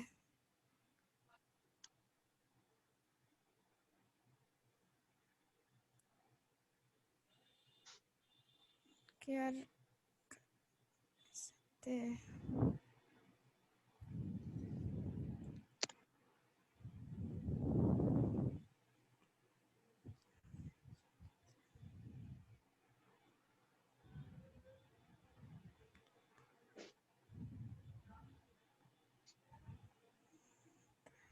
ऋषिका जी आप कुछ बोल रही हैं? हम सोच रहे हैं क्या बोले।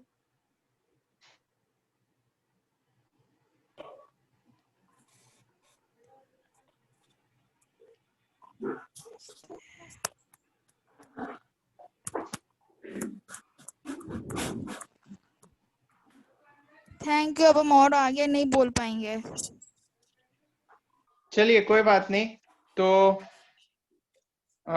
मैं भी अभी ये सत्र समाप्त करता हूं और हमारे जो समय समंजक है उनसे निवेदन करता हूं ये बताने के लिए कि क्या सारे वक्ता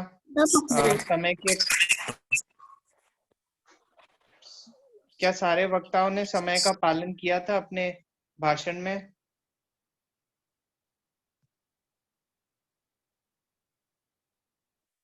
समय समंजक जी। इसमें क्या आपको मुख्य वक्ता का भी चाहिए, समय चाहिए, या सिर्फ दोनों बोल दीजिए, दोनों बोल दीजिए। आप है तो दोनों भी बोल दीजिए। मुख्य वक्ता भाषण श्रेणी में पहले राजश्री आई थी। उनका समय था 6 मिनट 29 सेकंड। उनके बाद मनीषा जी आई थी, उन्होंने 6 मिनट 4 सेकंड में अपना भाषण पूरा किया। उनके बाद पल्लवी जी आई थी, जिन्होंने 6 मिनट 30 सेकंड में अपना भाषण पूरा करा।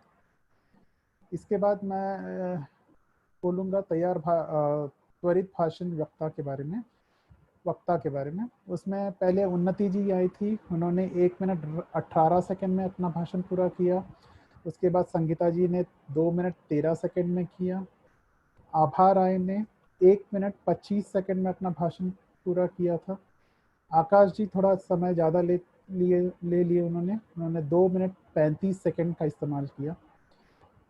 मीना जी ने 2 मिनट 6 सेकंड में अपना भाषण पूरा किया। निधि जी ने 1 मिनट 57 सेकंड में और ऋषिका जी ने 1 मिनट 20 सेकंड में। धन्यवाद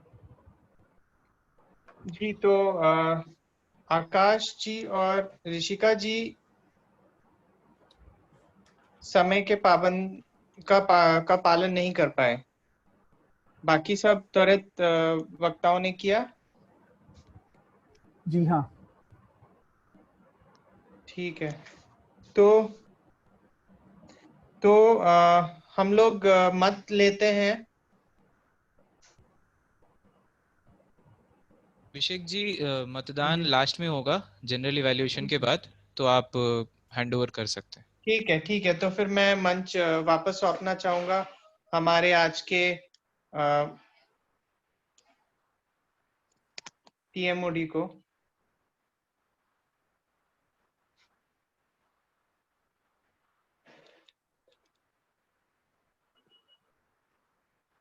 अंकुर जी।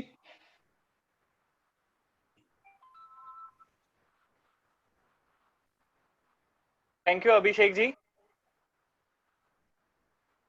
और अब जैसे कि हमारा तीसरा खंड यानी कि आखिरी खंड जो होता है एक टोस्ट मास्टर मीटिंग का, वो शुरू होने वाला है। और उसके लिए मैं बुलाना चाहूंगा हमारी मुख्य मूल्यांकन के लिए टोस्ट मास्टर संगीता जी को।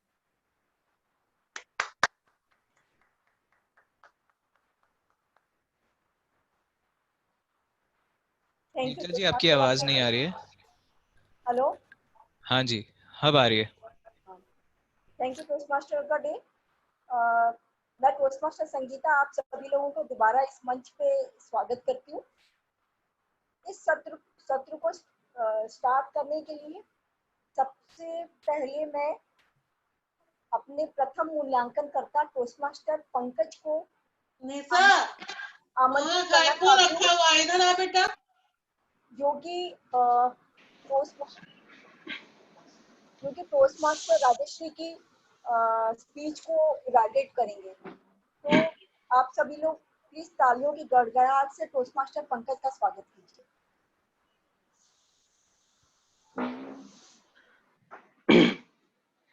धन्यवाद। क्या मेरी आवाज आ रही है? जी। सबसे पहले राजश्री जी, आपको मेरे तरफ से बधाई। मेरा दिल बाग बाग हो गया। क्यों हो गया? आपका कर्ण प्रिय, ज्ञानवर्धक और इतना उत्साहवर्धक भाषण सुन के मेरा मन खुश हो गया। आज जिस विषय पे हम सब यहाँ पधारे हैं, इस संगोष्ठी में हम उपस्थित हैं, वो है हिंदी। हिंदी ने हमें जोड़ा है और आज आपके भाषण का जो विषय था, हिंदी की गाथा, वो ऐसा था जिससे हर कोई जुड़ाव रखता है। आपका जो भाषण था एक अपरिचित दर्शकों के बीच में था, बट दर्शकों ने आपसे जुड़ाव महसूस किया। राष्ट्री जी, मैं आपको बताना चाहूंगा कि आपके भाषण के जो दो प्रमुख सकारात्मक पक्ष थे वो मैं पहले आपको बताऊंगा। पहला, आपके भाषण की संरचना।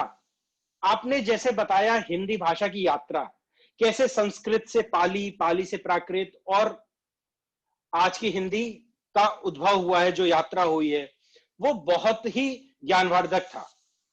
उसके बाद आपका जैसे बताना कि भारत में हिंदी को जो स्थान मिला वो कैसे मिला, किन लोगों के प्रयासों की वजह से मिला वो, और आज के परिदृश्य में हिंदी की क्या महत्व है, वो जो आपने दर्शाया। तो वो आपका स्ट्रक्चर, जो आपका संरचना था भाषण का, वो बहुत बहुत ही अच्छा था।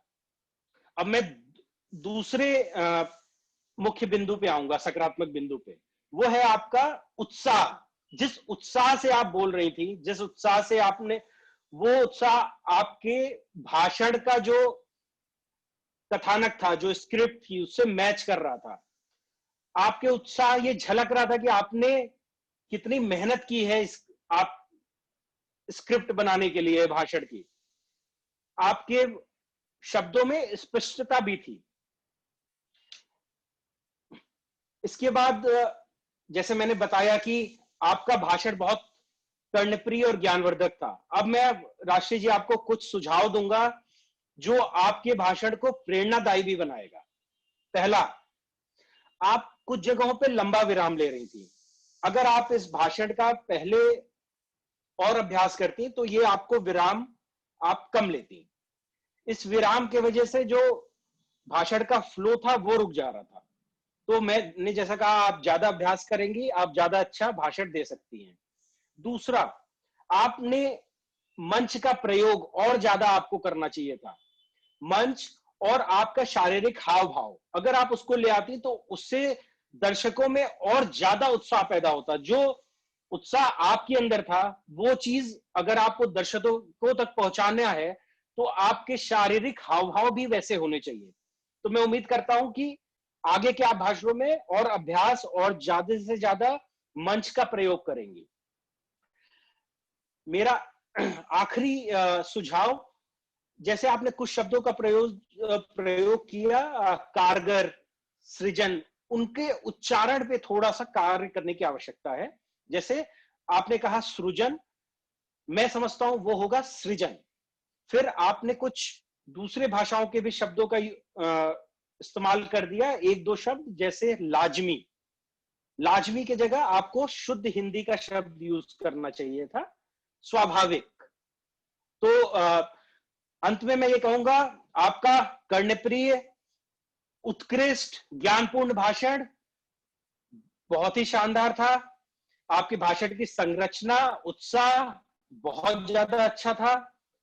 आगे चल के आप थोड़ा सा और अभ्यास करेंगी तो आप ज्यादा से ज्यादा दर्शकों में अपनी बात और उत्साह पहुंचा सकती हैं। धन्यवाद राष्ट्री जी।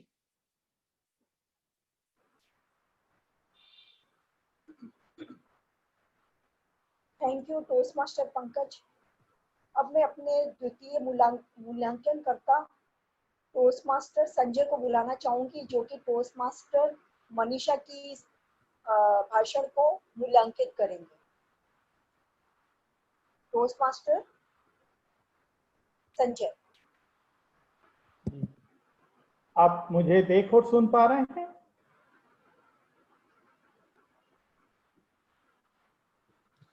जी हाँ। नमस्कार साथी टोस्ट मास्टर बंधुगण और अतिथिगण। कहते हैं लंबी दूरी की यात्रा प्रारंभ करने के लिए आपको अपना पहला कदम बढ़ाना होता है। मेरी वक्ता सुश्री मनीषा जी ने आज अपनी टोस्ट मास्टर की यात्रा का शुभारंभ किया। अपनी सुमधुर कर्णप्रिय आवाज और लच्छेदार भाषा शैली से हम सभी को बांधे रखा और श्रोताओं को मंत्र मुक्त कर दिया। पहला परिचय इतना आसान नहीं होता है, लेकिन जिस तरह से उन्होंने अपने बचपन, अपनी शुरुआती समय में उपलब्धियां और उनसे आगे बढ़ते हुए अपने शौक, जिसमें विशेषतः विमल मित्र के उपन्यास या भीष्म शाहनी की छोटी छोटी कहानियां, या किस तरह वो अपनी समय निकाल के अपने शौक को पूरा करती थी, वह बहुत ही अद्भुत और सराहनीय है और उन्होंने बहुत अच्छे से व्यक्त किया। आपने अपने आगे की यात्रा के बारे में भी बताया कि कैसे आपको ससुराल में परेशानियों का सामना करना पड़ा और आप उनसे कैसे आगे बढ़ी। ये सब के बावजूद आपने कुछ चीजें बहुत अच्छे से बोली और उन्हें हम सबको समाहित किया या अपने परिवार की जानकारी दी। जैसा कि इस भाषण का उद्देश्य है, जिसके बारे में आपको अपना परिचय देना होता है, यहाँ पर कुछ आगे की चीजें हैं जिनको अगर आप अपने भाषण में समाहित करेंगी तो शायद आपकी भाषा शैली और भाषण शैली और उन्मुक्त हो जाएगी। मैंने देखा कि कहीं कहीं पे आपने आगाज शब्द का इस्तेमाल किया। आगाज एक उर्दू का शब्द है और इस्तेमाल भी उर्दू का शब्द है। आगाज की जगह आप शुभारंभ बोल सकते थे, जिससे कि आपकी भाषा और अच्छी हो सकती थी। और मैंने यह भी अनुभव किया कि आप बार बार अपना दायां हाथ हिला रही थी। अगर आप दोनों हाथों का प्रयोग करती या उस हाथ का कभी कभी प्रयोग करती तो शायद ये ज्यादा अच्छा होता। कुल मिलाकर एक बहुत अच्छे भाषण देने के लिए आपको हार्दिक बधाई, साधुवाद और आपके उज्जवल भविष्य की कामनाएं। टोस्टमास्टर, धन्यवाद। धन्यवाद टोस्टमास्टर संजय। अब मैं अपने तृतीय मूल्यांकन करता टोस्टमास्टर सोनू को इस मंच पे आमंत्रित करना चाहती हूँ, जो कि टोस्टमास्टर पल्लवी की के भाषण को मूल्यांकित करेंगे। टोस्टमास्टर सोनू। पल्लवी जी, पहली बात सबको बहुत बहुत आपको बधाइयाँ हो। और आपने इस तरह से जिस हिसाब से कर्णप्रिय इतना रोचक व्याख्यान किया है, और सबसे पहला आपके जो शीर्षक था आलोचक एक सच्चा मार्गदर्शक, ये अपने आप में भी एक समावेश है। क्योंकि जैसे कि आपने शुरुआत की कबीर के दोहे से कि निंदक न्यारे राखिए, जो हमने भी बचपन में पढ़ा, और ये वाकई एक सच्चाई है। क्योंकि निंदक रखे बिना हम समझ नहीं सकते। और जिस हिसाब से आप निंदक के बारे में एक सकारात्मक सोच दी, जो कि आज के जमाने में हमें बहुत ज्यादा जरूरत है, ये चीज आपके इस व्याख्यान में सुनने को मिली, जो मुझे बहुत पसंद आई। और आपका ये भाषण मुझे जैसे लगा कि मेरा दिल बाग बाग हो गया हो। आपने एक कहानी से शुरुआत करी, जैसे ओडिसीज की कहानी कही आपने, और कहीं ना कहीं हम हंस जानते हैं कि मानव जाति, जब से इस मानव जाति की उत्पत्ति हुई है, कहानियां हमें सदा से रोचक लगती है।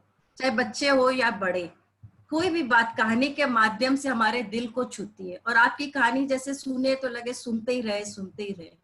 फिर उस कहानी से तुरंत आप अपने ऊपर कहानी पे आ गए कि कैसे आपके साथ हुआ, क्या आपने उनके से सीखा, कैसे आपकी इच्छा रहती थी कि आप अपने निंदक को खुश रखें। आपने मेंटर का एक जो रोल दिखाया है वह सचमुच में सराहनीय है। और मैं ये आपसे एक और कहूंगी कि आपने बहुत बढ़िया संदेश जो आज हमारे लोगों को दिया है कि आयु से कोई लेना देना नहीं है। लेकिन कहीं ना कहीं आज मैं भी एक निंदक का ही कार्य कर रही हूँ, तो मैं भी आपको जरूर बताऊंगी। और आप मुझे साबुन ही समझिएगा, इस गर्मी में साबुन की बहुत ज्यादा आवश्यकता होती है। मैं बताऊंगी कि कहीं ना कहीं आप जो बात बोल रही, बातों में बहुत वजन था, बहुत दम था, लेकिन कहीं ना कहीं आप उसे एक उतार चढ़ाव के साथ देती तो और मजा आता। जैसे आप जैसे बोल रहे हैं कि ओडिसी ने ऐसे किया, तो उस बात में थोड़ा धीरे ठहराव, फिर कई बातों का उतार कई चढ़ाव, इस तरह से आपके चेहरे में कहीं न कहीं कुछ भाव आते। जब हम बात करते हैं तो हमारी वाणी से ही हम दर्शकों से जुड़ पाते हैं, हमारा हथियार ही हमारी वाणी है। तो ये भाव आप थोड़े होते तो और अच्छा रहता। बाकी मैं कहूंगी कि बहुत ही अच्छा था और मुझे सौभाग्य मिले कि मैं भविष्य में भी बहुत सुनती रहूं आपके ये व्याख्यान। संगीता जी आपको दे रहे हैं। धन्यवाद सोनू जी, टोस्ट मास्टर सोनू, आपका मूल्यांकन करने के लिए स्पीच का। दोस्तों, अब मैं समंजक टोस्ट मास्टर नजर को समय का विवरण देने के लिए आमंत्रित करना चाहती हूँ।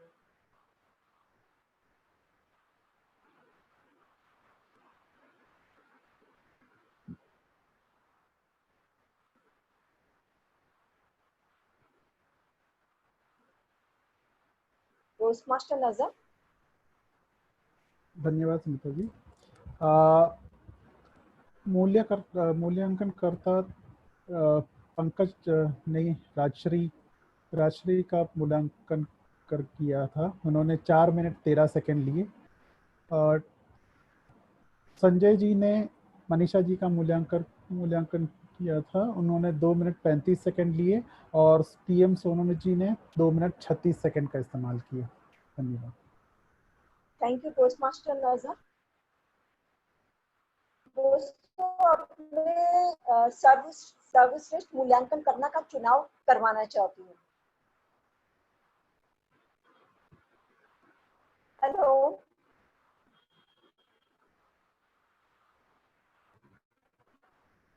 हेलो,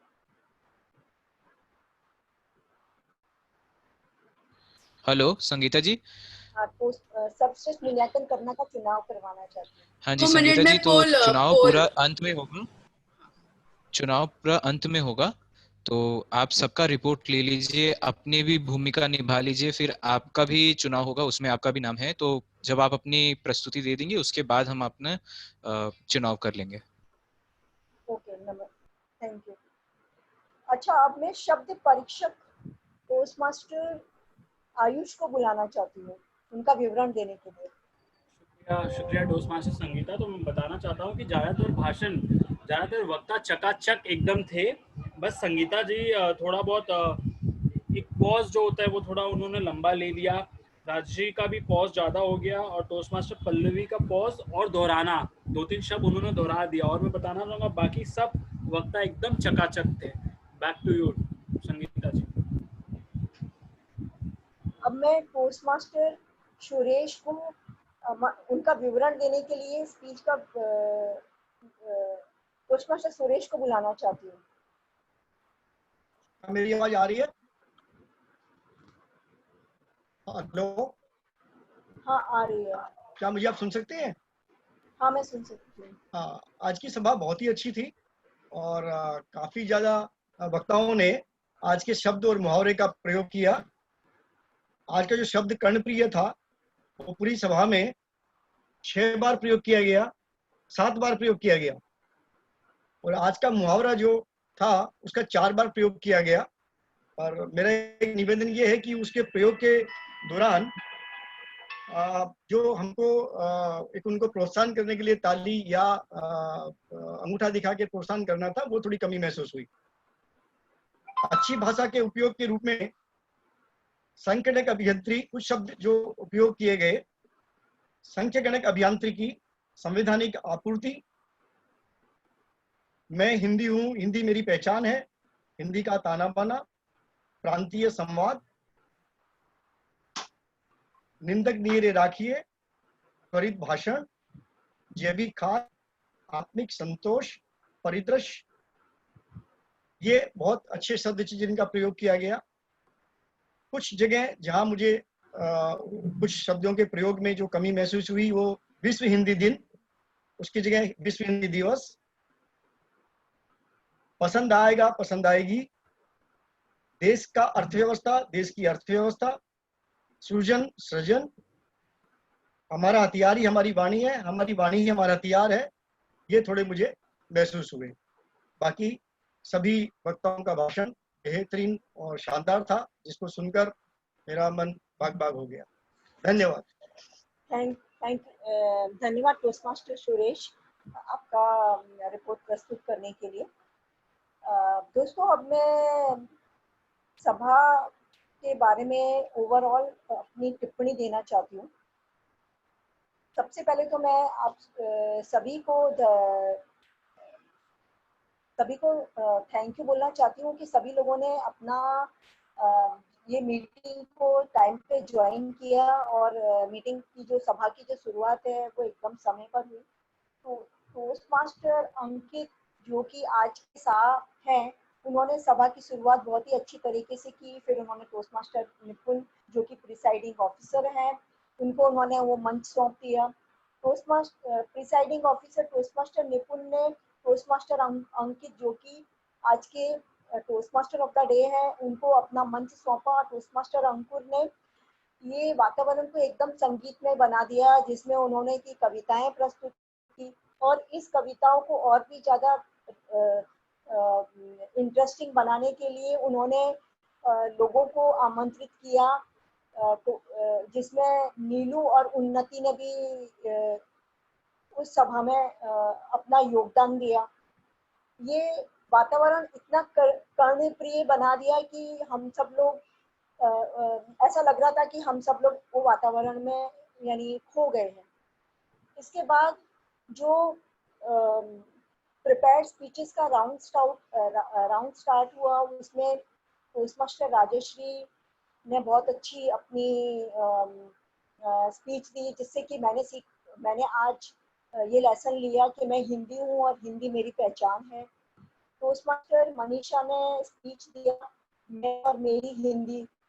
उससे मुझे ये सबक मिला कि कोशिश करने वालों की कभी हार नहीं होती है। टोस्टमास्टर पल्लवी ने हमको ऐसा गुरु मंत्र दिया कि जो हमको आज गुरु की इम्पोर्टेंस बताई कि गुरु हमारे सामने किसी भी रूप में आ सकता है। तो ये तीनों वक्ताओं ने अपनी स्पीच है वो बहुत ही अच्छी तरीके से प्रेजेंट की और ये स्पीच को सुनकर के मेरा दिल बाग-बाग हो गया। फिर टेबल टॉपिक मास्टर टोस्टमास्टर अभिषेक ने मंच संभाला और उन्होंने मोटिवेट भी किया ताकि वो आगे की अपनी स्पीच दे सके। तीनों भूमिका धारकों ने अपनी डिटेल रिपोर्ट प्रस्तुत की और अपना जो विवरण है रिपोर्ट का वो पूरी अच्छी तरीके से बताया। दोस्तों, मुझे ये सभा यानी मुझे लगा कि ये ओवरऑल परफॉर्मेंस सभा का बहुत ही अच्छा था। बस मुझे एक चीज यहाँ पर दो बातें मुझे बोलनी है। सबसे पहले तो जो प्रिसाइडिंग ऑफिसर हैं टोस्टमास्टर थे, लेकिन मुझे वो थोड़े कठिन लगे, जिसकी वजह से लोगों को समझने में थोड़ी सी मुश्किल हुई। और टेबल टॉपिक तो एक ऐसी चीज है जो कि लोग है ना एक्सपीरियंस टोस्टमास्टर भी घबराते हैं। तो गेस्ट तो पहली बार जब सभा में आते हैं तो उनको तो थोड़ी घबराहट होती है। ये दो मेरे ऑब्जर्वेशन के साथ ही मैं अपना मंच वो टोस्टमास्टर ऑफ द डे को सौंपती हूँ। धन्यवाद। धन्यवाद टोस्टमास्टर संगीता जी। टोस्टमास्टर संगीता जी, और जैसा कि हम सब जानते हैं कि आगे जो होने वाला है उसके लिए हमारे सबके दिलों की धड़कन बढ़ी हुई है। लेकिन उस सभा में जाने से पहले मैं जो तीसरा पैराग्राफ था मेरी कविता का उसको मैं पूरा करना चाहूंगा। भमर कोई कुमुदनी पर मचल बैठा तो हंगामा, हम ये अपॉर्चुनिटी देने के लिए। और अब मैं आमंत्रित करना चाहूंगा हमारे अगले खंड के होस्ट को, जिनका नाम है वीरेंद्र निर्मलकर जी। वीरेंद्र निर्मलकर जी 2014 से टोस्टमास्टर हैं। वह सृजन हिंदी टोस्टमास्टर के वाइस प्रेसिडेंट एजुकेशन है। पेंटर, कवि, अपने आप को हिंदी मैन कहने वाले मैकेनिकल इंजीनियर के तौर पे कार्यरत हैं और आज के हिंदी काव्य